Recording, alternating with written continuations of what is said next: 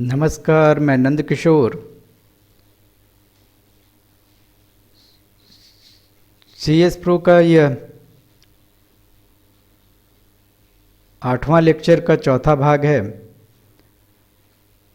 और पिछले भाग में हम लोगों ने देखा था कि कैसे लॉजिक के द्वारा हम लोग चेक लगा सकते हैं।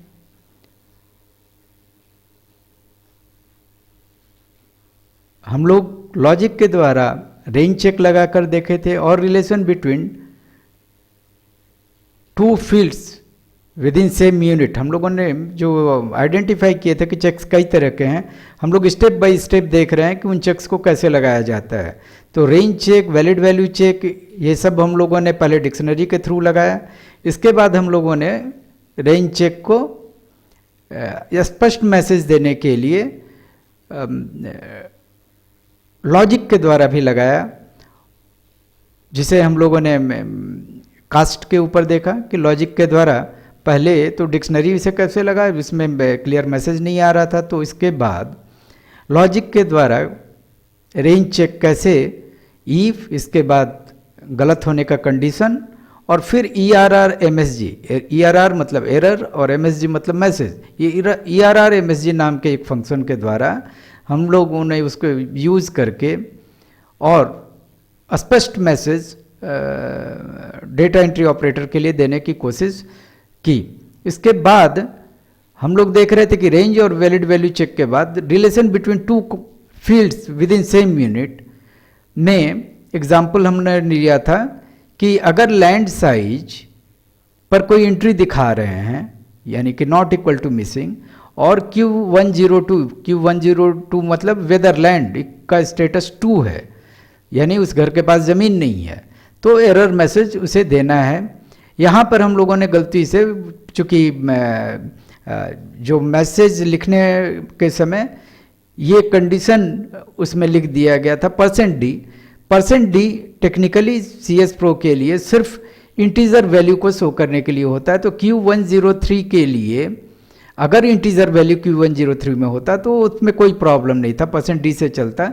लेकिन अगर उसमें डिसिमल वैल्यू है तो या तो हमें %f रखना पड़ेगा, जो अनफॉर्मेटेड रूप से डिसिमल वैल्यू को दिखाएगा। लेकिन ज़्यादा फॉर्मेटेड रखना है तो जैसे हम लोगों ने डिक्शनरी में भी उसे रखा था कि 4 प्लेस और 2 उसमें से डिसिमल का प्लेस। तो ये सारा सेटिंग हम लोग यहाँ पर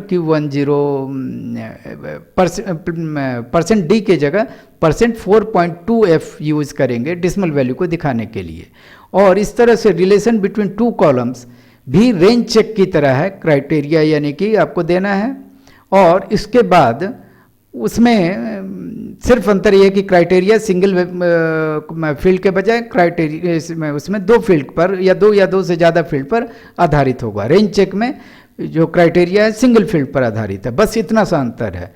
तो और इस तरह से ये जो क्राइटेरिया के लिए लॉजिक लिखते हैं, इसको मैंने बताया था कि किस तरह से हेल्प में एक्सप्रेशन में जाके तरह तरह से एक्सप्रेशन बनाते हैं, उसे आपको सीखना चाहिए अगर आप और कॉम्प्लिकेटेड क्राइटेरिया के लिए लिखना चाहते हैं।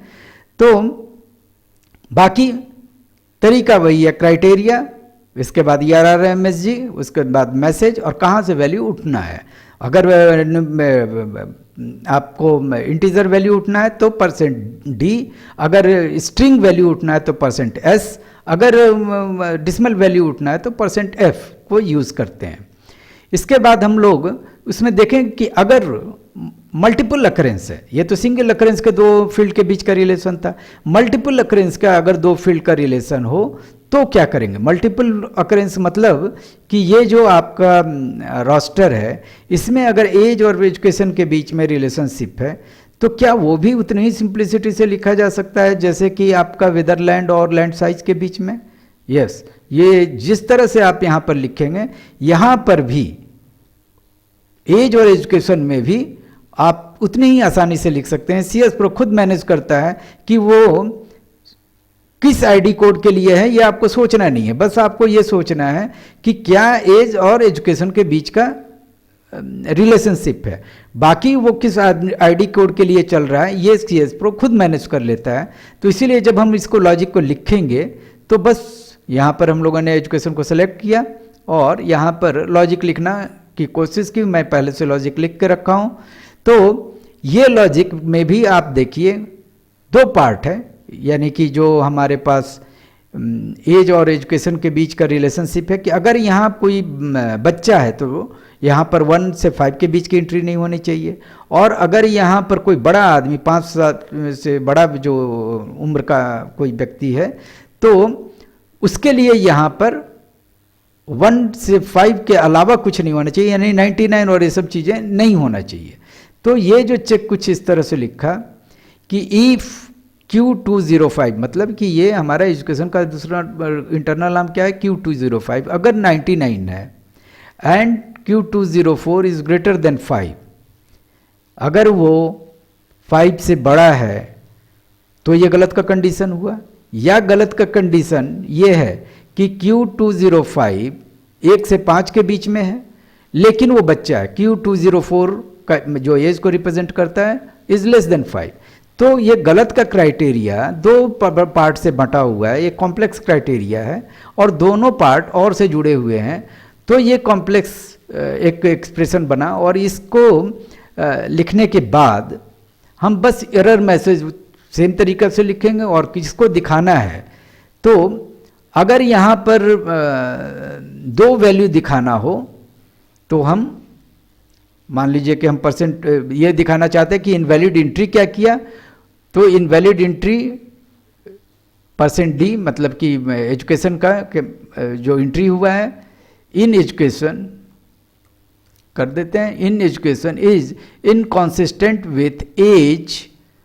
एज कहाँ से उठेगा ये हम बाद में सोचेंगे, पहले हम %d से उसके लिए जगह बनाते हैं, इंटीजर वैल्यू है तो ये जग उठेगा आपको जितने कॉमा के बाद सब चीज़ें कॉमा से ही सेपरेट होंगी।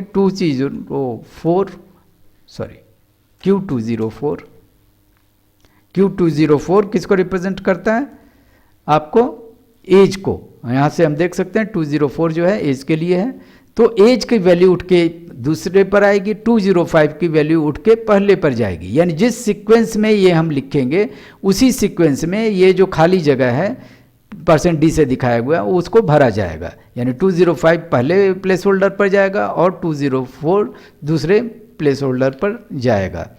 तो इस तरह से एक कॉम्प्लेक्स लॉजिक को हम यहाँ पर देखिए लिखने की कोशिश की है। इससे कोई अंतर नहीं पड़ता है कि हम सिंगल अकरेंस में लिख रहे हैं या मल्टीपल अकरेंस में लिख रहे हैं। तो ये हुआ रिलेशन बिटवीन 2 कॉलम्स, चाहे वो सिंगल अकरेंस में है चाहे वो मल्टीपल अकरेंस में है, ये सभी तरह के चेक्स आप बहुत आसानी से लिख सकते हैं। अब आता है रिलेशन बिटवीन 2 यूनिट्स, और उसमें हम सिंगल अकरेंस और मल्टीपल अकरेंस के बीच में जैसे चेक लिख रहे हैं कि अगर ये जो यहाँ पर फैमिली साइज है आपका, फैमिली साइज, ये फैमिली साइज और यहाँ पर जितने लोगों की एंट्री आ रही है वो कंसिस्टेंट है कि नहीं है।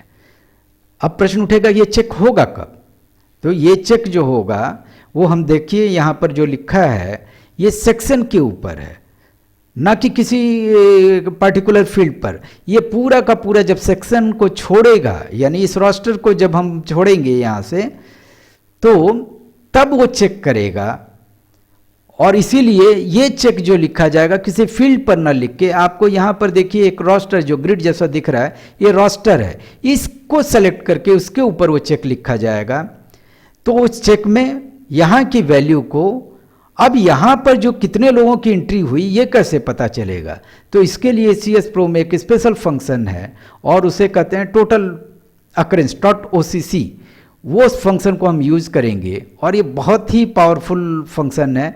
CS Pro का अगर मैं चेक्स लिखना रोस्टर पर इसीलिए आसान है क्योंकि मल्टीपल अकरेंस को कंट्रोल करने के लिए CS Pro में बहुत सारे फंक्शन दिए गए हैं और वो फंक्शन बहुत ही पावरफुल है। अगर हेल्प में जाके आप यहाँ पर हेल्प टॉपिक्स में और आप कोई एक फंक्शन जैसे .occ को आप पहले खोजने की कोशिश कीजिए, ये जो सर्च में जाके, और यहाँ पर लिख दीजिए .occ, तो आपका पहला जब अगर वो .occ फंक्शन दिखा है, अब ये .occ फंक्शन का ये पूरा सी ऑल्सो अगर आप देखेंगे तो इसमें current occurrence function, max occurrence, count, ये सब जो फंक्शन है ये पूरा रोस्टर को कंट्रोल करने में हमें बहुत मदद देते हैं।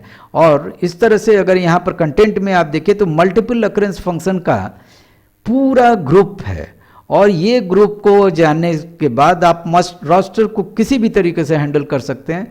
और यही मल्टीपल अकरेंस वाले फंक्शन है जो CS प्रो के लॉजिक को इतना पावरफुल बनाता है। तो इसमें से हम पहला एक फंक्शन अभी यहाँ यूज़ करने जा रहे हैं, टोट OCC, जो ये बताता है कि रोस्टर में कितनी एंट्री हुई।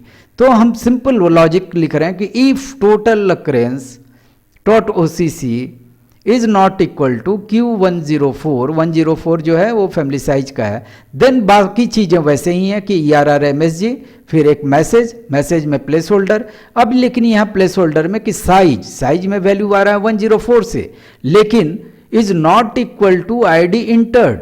तो ये जो ID इंटर्ड है उसमें कहाँ से वैल्यू आ रहा है आपको, ये टोट OCC से आ रहा है। तो इस तरह से ये पूरा आपको मैसेज बनता है। तो अब हम इसको रन करके और देखेंगे कि किस तरह से ये कर रहा है। ध्यान रखना है कि जब CS प्रो में कोई लॉजिक में आप चेंज करेंगे और उसे टेस्ट करना है तो उससे पहले एंट्री बंद करके और फिर से उसे रन करना होता है। तो इस तरह से चला के हम इस एंट्री को देखते हैं।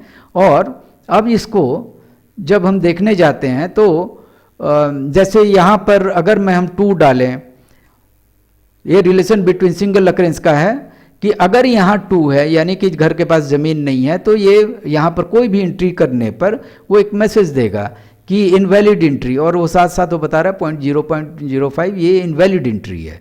इसे हम स्किप करके इसे हमने चेक कर लिया। उसी तरीके से यहाँ पर जब हम लोग जैसे अगर 4 साल का बच्चा है और उस 4 साल के बच्चे का एज को इलिटरेट दिखा दिया गया, यानी एजुकेशन कोड 1 डाल दिया गया, तो ये फिर रिलेशन बिटवीन 2 कॉलम्स, लेकिन ये सिंगल अकरेंस के तरह नहीं मल्टीपल अकरेंस का मामला है। यहाँ पर जब हम इंटर करके आगे बढ़ेंगे तो फिर वो बताएगा invalid entry 1 in education is inconsistent with age. तो इस तरह से आपको ये जो